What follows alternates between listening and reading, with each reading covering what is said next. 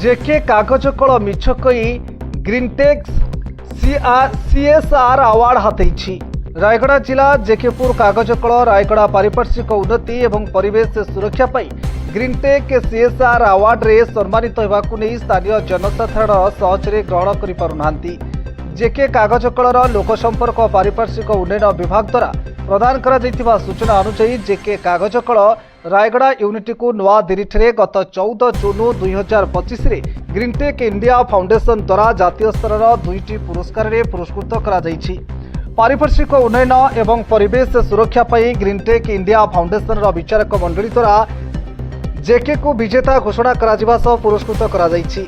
जेके कागज कल रायगड़ार लोकसंपर्क पारिपार्श्विक उन्नयन अधिकारी श्रीमती स्मृतिरेखा कर अंशग्रहण कर ग्रीनटेक 11तम सीएसआर अवार्ड ग्रहण करथिले। सेहिपरि परिवेश निरापत्ता एवं स्वास्थ्य सुरक्षा विभाग वरिष्ठ महाप्रबंधक श्रीजुक्त सत्यजित महांती जोगदे ग्रीनटेक परिवेश सुरक्षा अवार्ड ग्रहण करथिले।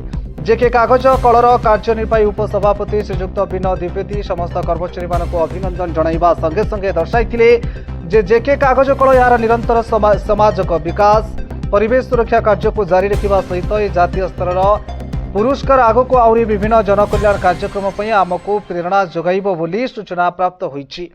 अन्यपक्षे जेके कागज कल पारिपार्श्विक उन्नयन एवं परिवेश सुरक्षा पर हाथी ग्रीनटेक सीएसआर एक गुरुत्वपूर्ण अवार्ड बाबद मिथ्या तथ्य प्रदान कर पुरस्कार हाथेबा नहीं स्थानीय अंचल में चर्चा जोर धरी।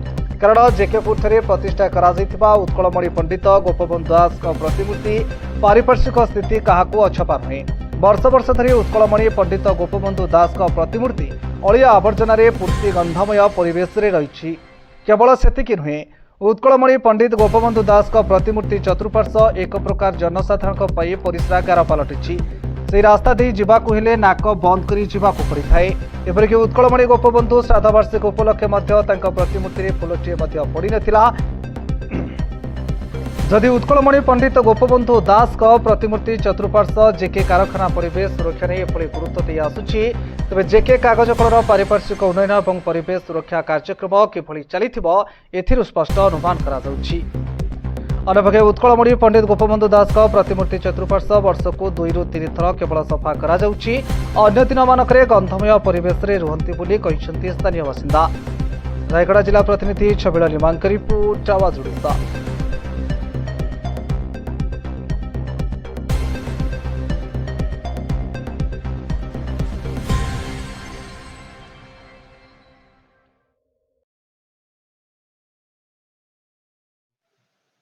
बड़ो दुखर विषय ग्रीनटेक पारिपार्श्विक उन्नयन एवार्ड सीएसआर रो जो जेके कागज कल पाई एक गाफलात रे से पाई कहले भूल हेब ना। जेके कागज कल रो प्रथम रास्ता रे बाउंड्री स्टार्ट रे उत्कलमणि गोपबंधु दास एक प्रतिमूर्ति अच्छी। जो प्रतिमूर्ति पाखरे लोक परिश्रा करुछंती, लोक पनीपरिया बिकी अइला से प्रतिमूर्ति तले पकाउछंती एवं सेई महापुरुषंकर प्रतिमूर्ति को देखिले पब्लिक मनरे एक दुखर छाया वातावरण सृष्टि होउछि। किंतु पारिपार्श्विक उन्नति सीएसआर एक्टिविटीज रे से जो ग्रीनटेक अवार्ड पाई सेटा धराधरी करी सला सुतरा रे पाई। जेके कागज कलर मुख्य कर्तव्य रहिला से तांकरी जो स्टार्टिंग रे जेके पेपर मिल रो स्टार्टिंग रे जो गोपबंधु दास प्रतिमूर्ति रही से प्रतिमूर्ति टाकू से सजाड़ी पारु नांती। गोटे ठीक भाव में पारिपार्श्विक पांठि सेटा गोटे स्टेच्यू को ठीक भाव में गोटे पार्क भाव में बनई पारना से माने तो अन्य एरिया रो उन्नति जहाँ करुछंती माँ गंगे जानती। जो वायु प्रदूषण होउची जेके कागज कलर से वायु प्रदूषण रे जेके अंचल एवं आखपाख अंचल जख्मा रोग रे अधिकांश लोक आक्रांत होउछंती। ता सहित पानी प्यूरिफाई करिकी जो ନଦୀରେ ନାଗାବଳୀ ନଦୀରେ ଛାଡ଼ିବାର ବ୍ୟବସ୍ଥା ଅଛି। ସେଟା ନାମକୁ ମାତ୍ର ଏକ ଫିଲ୍ଟର ହାଉସ୍ କରିଛନ୍ତି, କିନ୍ତୁ ଫିଲ୍ଟର ନ କରୁଣୁ ଡାଇରେକ୍ଟ ସେ କେମିକାଲ ପାଣି ନଦୀକୁ ଛାଡୁଛନ୍ତି ଏବଂ ଲୋକ ସେଇ ପାଣି ଗାଧୋଇଲେ ଚର୍ମ ରୋଗରେ ଆକ୍ରାନ୍ତ ହେଉଛନ୍ତି। ଗାଈ ଗୋରୁ ମଧ୍ୟ ସେ ପାଣି ପିଇବାର ଯୋଗ୍ୟ ନୁହେଁ ଏବଂ ଯେଉଁ ନଦୀ ଆଡ଼ିବନ୍ଧ ବାନ୍ଧି ପାଣିକୁ ଅଟକ ରଖିଛନ୍ତି ସେଇଟା ଜିଲ୍ଲା ପ୍ରଶାସନ ଆଖିରେ ଅନ୍ଧ ପଟୁଳି ବାନ୍ଧିଛନ୍ତି କହିଲେ ଭୁଲ ହେବ ନାହିଁ। ଜିଲ୍ଲାପାଳଙ୍କୁ ଏଥି ବାବଦରେ ବାରମ୍ବାର କହିବା ସତ୍ତ୍ୱେ ବିଭାଗୀୟ ଅଧିକାରୀଙ୍କୁ କହିବା ସତ୍ତ୍ୱେ ସେ ନଦୀ ବନ୍ଧ ବାନ୍ଧି ନଦୀରେ କୌଣସି ବନ୍ଧ ବାନ୍ଧିବାର କୌଣସି ଲୋକର ଅଧିକାର ନାହିଁ।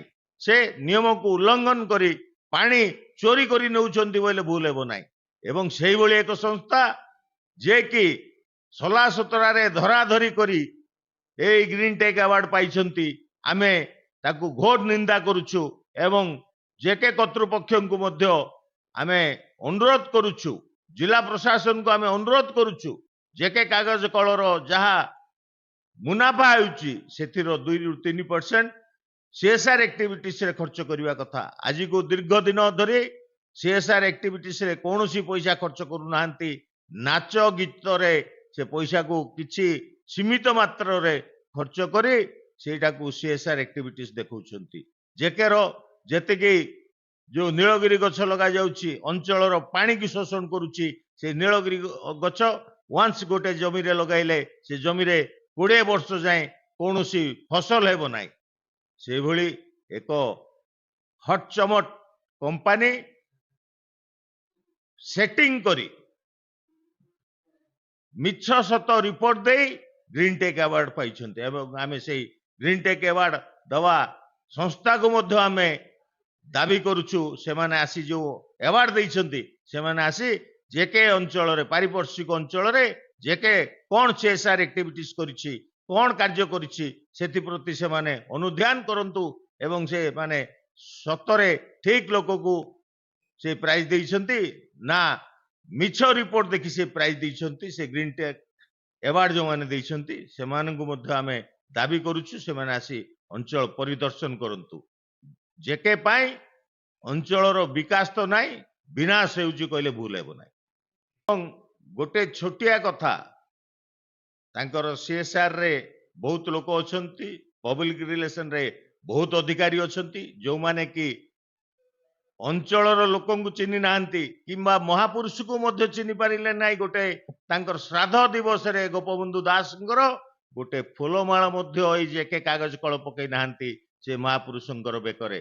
ଆଉ ସେମାନେ এই ଅଞ୍ଚଳର କ'ଣ ଉନ୍ନତି କରିବେ ସେଥିରୁ ଆପଣମାନେ ଜାଣିପାରୁଥିବେ। ତେଣୁ ଆମେ ଘୋର ନିନ୍ଦା କରୁଛୁ ଏ ଯୋଉ ପ୍ରାଇଜ ପାଇଛନ୍ତି, ସେଟିଂ କରି ସେ ପ୍ରାଇଜ ପାଇଛନ୍ତି, ତେଣୁ ଆମେ ଘୋର ନିନ୍ଦା କରୁଛୁ।